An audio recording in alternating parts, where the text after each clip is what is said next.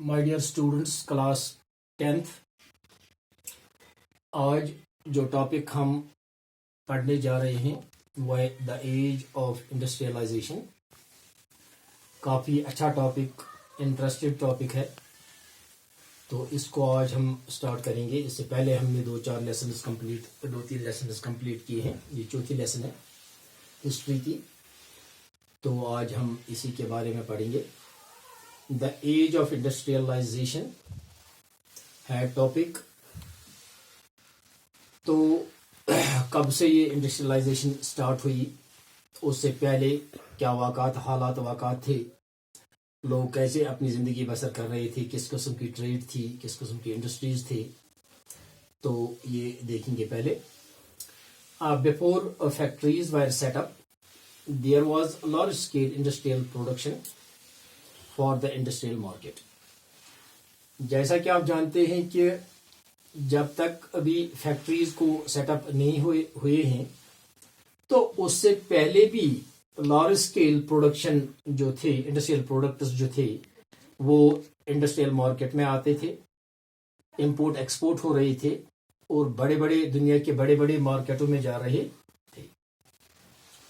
تو یہ پروڈکٹس کہاں سے آتے ہیں، کیسے بنتے تھے؟ جب انڈسٹریز ہمارے پاس موجود نہیں تھے تو ان پروڈکٹس کے بنانے میں کن کا ہاتھ تھا، کون بناتے تھے اور کس طریقے سے پھر یہ دوسرے ملکوں تک جاتے تھے.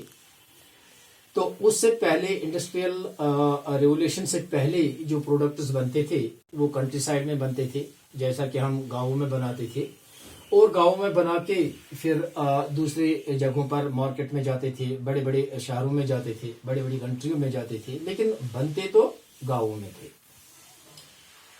تو اس سے ہم پروٹو انڈسٹریلائزیشن کہتے ہیں. Stage when international market took place in absence of the modern factories.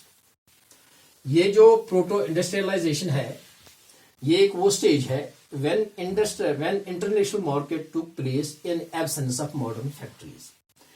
تو اس وقت جب انٹرنیشنل مارکیٹ میں بہت سارے گڈس جمع ہو رہے تھے اور اس کی سیل ہو رہی تھی in absence of modern factories، جب ہمارے پاس کسی بڑی کوئی فیکٹری موجود نہیں تھی، جب انڈسٹریل ریولیوشن نہیں آیا تھا، تو اس سے پہلے بھی گڈس مارکیٹ میں جاتے تھے اور ان کی خرید فروخت ہو رہی تھی.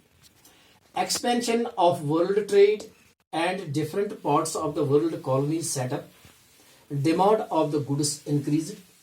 اور جب اس ورلڈ ٹریڈ کا ایکسپینشن ہوا تھا تو کیسے اس کا ایکسپینشن ہوا تھا؟ جب ورلڈ کالونیز سیٹ اپ ہوئی تھی، پوری دنیا میں نئے کالونیز سیٹ اپ ہوئے تھے، بڑے شہر آباد ہو گئے تھے، تو demand of the goods increased. یہ نیچرلی سیدھی سادی بات تھی. تو گڈس کی ڈیمانڈ انکریز ہونے لگی. Merchants could not expand production in market. Urban crafts and trade guilds were the powerful. جو merchants تھے they could not expand production in market. وہ اس کو expand نہیں کر سکتے. Urban crafts and trade guilds were powerful. کیونکہ یہ جو urban crafts and trade guilds جو تھے وہ کافی پاورفل مانے جاتے تھے. انہی کا دسترس پوری اس انڈسٹریز پر تھا، مال پر تھا، پروڈکشن پر تھا. وہی لوگ پروڈکشن کو کنٹرول کرتے تھے، وہی لوگ پرائسز انہانس کرتے تھے، وہی لوگ پرائسز ڈیکریز کرتے تھے اور وہی کمپٹیشن میں آتے تھے. یہ ٹریڈ گلڈز تھے، کافی پاورفل تھے. ان کو ٹریڈ مونوپلی بھی حاصل ہے، کیونکہ even rulers guaranteed different guilds monopoly of trade, کہ آپ ہی لوگ تجارت کر سکتے ہیں اور دوسرا کوئی نہیں کر سکتے ہیں، اس لیے ان کو ٹریڈ پر مونوپلی بھی حاصل ہے. اب کیا ہوا تھا؟ Merchants move to the villages. جو مرچنٹس تھے they move towards the villages. Poor peasants begin working for the merchants. اب جب ان کو مونوپلی آف ٹریڈ، یہ جو ٹریڈ گلڈز جو تھے، یہ مرچنٹس جو اس میں یہی مرچنٹس آتے تھے، یہ تاجر لوگ آتے تھے اس ٹریڈ گلڈ میں.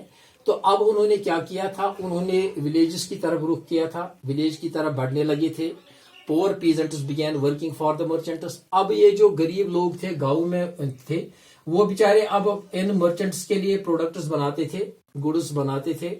And peasants had tiny plots which could not provide work for all family members. اب کیا ہوا تھا جب یہ مرچنٹس اب گاؤں میں چلے گئے تھے اور لوگوں سے گئے تھے, لوگوں کو بتایا آپ گڈس کو تیار کرو اور ہمیں دے دو, ہم آپ کو پیسے دیں گے, آپ کا روزگار ٹھیک طرح سے چلے گا. کیونکہ اس وقت جو پیزنٹس تھے ان کے پاس بالکل چھوٹی چھوٹی پلاٹس تھے, ان پلاٹس سے میں ان کو اپنا روزگار نہیں ملتا تھا پوری طرح سے, ان کے فیملی ممبرز پوری طرح سے فیڈ اپ نہیں ہوتے تھے اس چھوٹے چھوٹے پلاٹوں سے.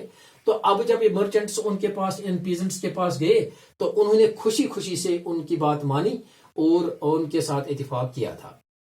Provide work for all when merchants offered them, جب یہ مرچنٹس جو تاجر تھے جب انہوں نے ان ولیجرز پور ولیجرز کو آفر کیا تھا, دے ایگرلی ایگریڈ, وہ بڑی شوق سے انہوں نے ایگری کیا تھا ان کی یہ offer.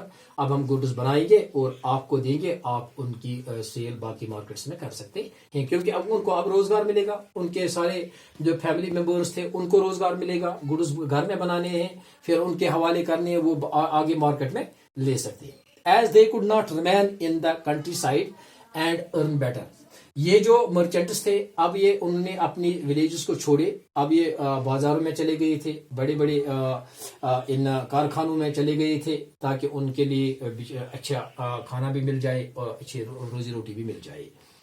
London came to be known as the finishing centre, یہ جو لندن تھا ان دنوں اس کو فنشنگ سینٹر کہا کرتا تھا. کیوں اس کو فنشنگ سینٹر کہا جاتا تھا؟ کیونکہ کنٹری سائڈ میں گڈس بن کے آتے ہیں, گڈس ہو کے آتے ہیں, وہ لندن میں جاتے ہیں اور لندن میں ان کی فنشنگ ہو رہی تھی, اور فنشنگ ہونے کے بعد یہ گڈس پھر مارکیٹ میں آ کے خرید فروخت کرنے کے لیے. تو اسی لیے لندن کو اب فنشنگ سینٹر کہا کرتا تھا, کیونکہ گڈس کو جو گڈس بنتے تھے کنٹری سائڈ میں ولیجز میں ان کو لندن میں فنشنگ ہو رہی تھی, تو اسی لیے اس کو فنشنگ سینٹر کا نام دیا گیا تھا. پروٹو انڈسٹریلائزیشن جو تھی, production can be controlled merchants, goods produced by the family members. تو اس پروٹو انڈسٹریلائزیشن میں کیا ہوا تھا, کیونکہ ان چیزوں جو گاؤں میں بنتے تھے, اور یہ جو پروٹو انڈسٹریلائزیشن جو تھے, production was controlled by merchants, جتنا پروڈکشن نکلتا تھا یہ کنٹرول کر رہے تھے مرچنٹس, جو یہ سوداگر تھے یہ اس کو کنٹرول کر رہے تھے, goods produced by the family members. اور جو گڈس بنتے تھے یہ گاؤں میں بنتے تھے اور فیملی ممبرس بناتے تھے, مرچنٹس کو بیچتے تھے اور مرچنٹس اس کو آگے لیتے تھے. یہ تھا آج کا ٹاپک, تھوڑا سا چھوٹا ہی ٹاپک ہے, تو اس میں تھوڑی سی انٹروڈکشن میں نے آپ کو ایج آف انڈسٹریلائزیشن کے بارے میں دی. انشاءاللہ کل اس کا topic the coming of factories start کریں گے. تھینکس.